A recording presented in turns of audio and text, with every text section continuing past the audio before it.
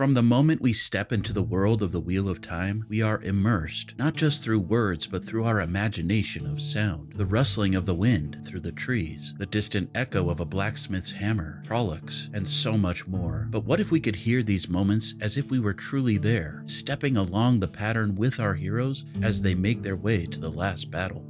Sound shapes our experience of a story in ways we often don't realize. And when it's done right, it makes a story feel alive. That's why the Soundscape of Time is something truly special. Jordan Rannells is creating this ambitious project dedicated to bringing the Wheel of Time to life through immersive, cinematic sound design and an original score. This isn't stereo music, it's a 3D spatial soundscape mixed in Dolby Atmos that wraps around you. You couldn't ask for a more professional and high-level experience. Every step of the way is meticulously crafted.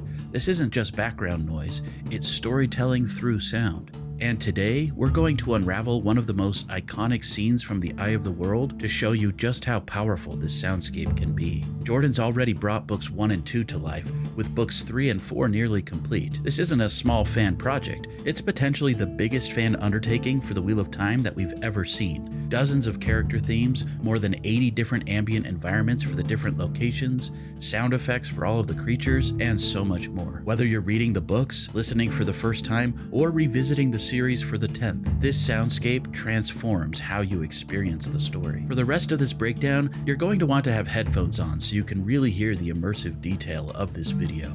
The opening scene of Chapter 1, An Empty Road from the Eye of the World, sees Rand and Tam walking down the forest trail through the Westwood into Emmons Field. In the Soundscape of Time, this short scene alone is made up of over 20 different tracks of audio. And keep in mind, this is just one of hundreds of scenes crafted across the books, each built with the same care and immersive layering that we'll hear. I've organized these tracks into 4 categories, and we'll go through them in combined groups: Ambience, Sound Effects, Folly, Score.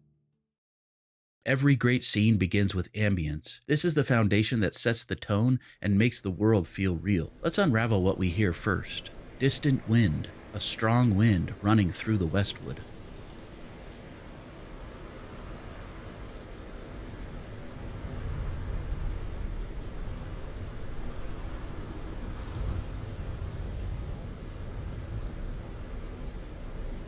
Subtle forest rustling, the occasional shift of leaves and branches as the wind moves through them.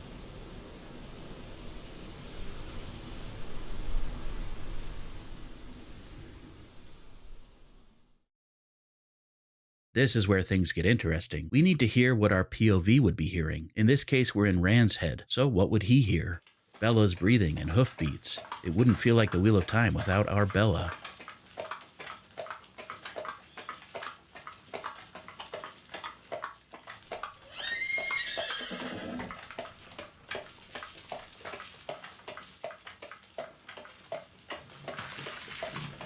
Wooden cart creaks, the steady creak of the axle.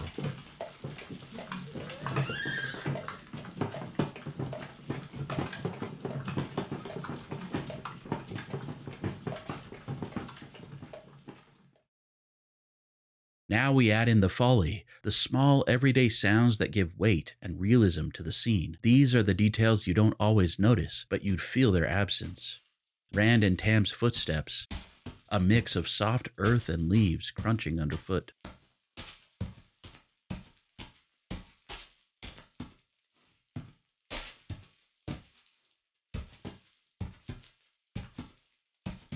Subtle clothing movements, the leather of Rand and Tam's cloaks shifting.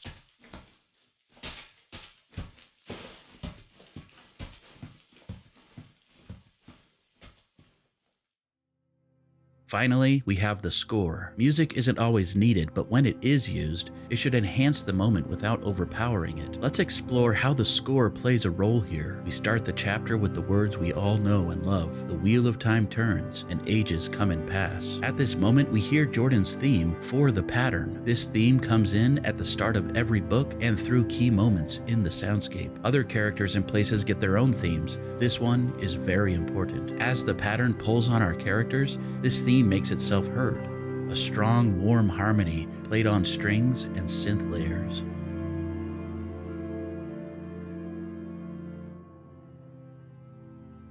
We also hear a clear, hopeful melody that evokes the turning of the wheel, played on piano and violin.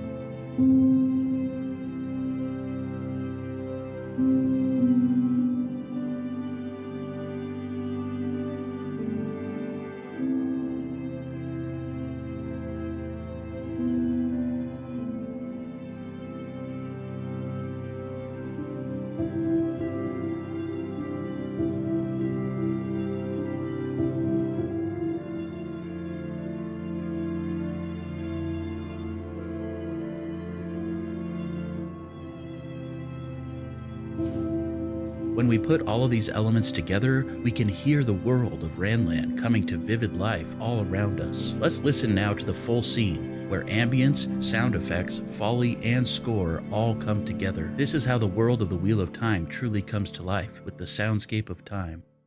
Chapter 1. An Empty Road. The Wheel of Time turns, and ages come and pass, leaving memories that become legend. Legend fades to myth, and even myth is long forgotten when the age that gave it birth comes again. In one age, called the Third Age by some, an age yet to come, an age long past, a wind rose in the mountains of mist. The wind was not the beginning. There are neither beginnings nor endings to the turning of the Wheel of Time, but it was a beginning. Born below the ever-cloud-capped peaks that gave the mountains their name, the wind blew east out across the sand hills, once the shore of a great ocean before the breaking of the world. Down it flailed into the two rivers, into the tangled forest called the Westwood, and beat at two men walking with a cart and horse down the rock-strewn track called the Quarry Road. For all that spring should have come a good month since, the wind carried an icy chill as if it would rather bear snow. Gusts plastered Randall Thor's cloak to his back, whipped the earth-colored wool around his legs, then streamed it out behind him. He wished his coat were heavier, or that he had worn an extra shirt.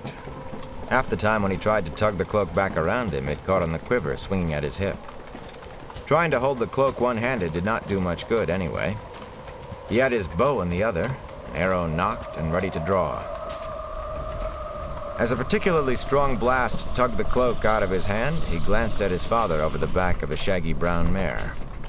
He felt a little foolish about wanting to reassure himself that Tam was still there, but it was that kind of day. The wind howled when it rose, but aside from that, quiet lay heavy on the land. The soft creak of the axle sounded loud by comparison. No birds sang in the forest, no squirrels chittered from a branch. Not that he expected them, really. Not this spring. Now, as you heard there, we all know the amazing audiobooks narrated by Michael Kramer and Kate Redding, and also the newer versions from Rosamund Pike, Our Moraine. Jordan has timed the audio to match both of those narrations to the experience for every single moment of every single chapter. Now, of course, they're not included, but if you've purchased both, you can put them together very easily with the Soundscape of Time's simple syncing app. Let's have a quick listen to two more short scenes as the soundscape brings this world to life in full 3D immersive detail, one with Kate and one with Rosamund. Chapter 21. Listen to the Wind. Sunrise creeping across the river Aranel found its way into the hollow not far from the riverbank, where Nynaeve sat with her back against the trunk of a young oak, breathing the deep breath of sleep. Her horse slept, too, head down and legs spraddled in the manner of horses. The reins were wrapped around her wrist. As sunlight fell on the horse's eyelids, the animal opened its eyes and raised its head, jerking the reins. Nynaeve came awake with a start. For a moment she stared, wondering where she was, then stared around even more wildly when she remembered. But there were only the trees and her horse, and a carpet of old, dry leaves across the bottom of the hollow. In the deepest dimness, some of last year's Shadow's Hand mushrooms made rings on a fallen log. "The light preserve you, woman," she murmured, sagging back. "If you can't stay awake one night." She untied the reins and massaged her wrist as she stood. "You could have awakened in a Trolloc cookpot." The dead leaves rustled as she climbed to the lip of the hollow and peeped over. No more than a handful of ash trees stood between her and the river. Their fissured bark and bare branches made them seem dead. Beyond, the wide blue-green water flowed by, empty, empty of anything. Scattered clumps of evergreens, willows, and firs dotted the far bank, and there seemed to be fewer trees altogether than on her side. If Moiraine or any of the younglings were over there, they were well hidden. Of course, there was no reason they had to have crossed or tried to cross in sight of where she was. They could be anywhere 10 miles upriver or down, if they're alive at all after last night. Angry with herself for thinking of the possibility, she slid back down into the hollow. Not even Winter Night or the battle before Shadar Logoth had prepared her for last night, for that thing, Mashadar. From the clear sky, lightning came, each bolt crisp and sharp, searing his eyes, each bolt striking a winged black shape. Hunting cries became shrieks of death, and charred forms fell to leave the sky clean again. The heat. The terrible heat of the light. He fell to his knees. He thought he could hear his tears sizzling on his cheeks. No! He clutched at tufts of wiry grass for some hold on reality. The grass burst in flame. Please! No! The wind rose with his voice, howled with his voice, roared with his voice down the pass, whipping the flames to a wall of fire that sped away from him and toward the Trolloc host faster than a horse could run. Fire burned into the Trollocs, and the mountains trembled with their screams, screams almost as loud as the wind and his voice. It has to end! He beat at the ground with his fist, and the earth told he had gone. He bruised his hands on stony soil, and the earth trembled. Ripples ran through the ground ahead of him in ever-rising waves, waves of dirt and rock towering over Trollocs and Fades, breaking over them as the mountains shattered under their hooved feet. A boiling mass of flesh and rubble churned across the Trolloc army. What was left standing was still a mighty host, but now no more than twice the human army in numbers, and milling in fright and confusion. The wind died. The screams died. The earth was still. Dust and smoke swirled back down the pass to surround him.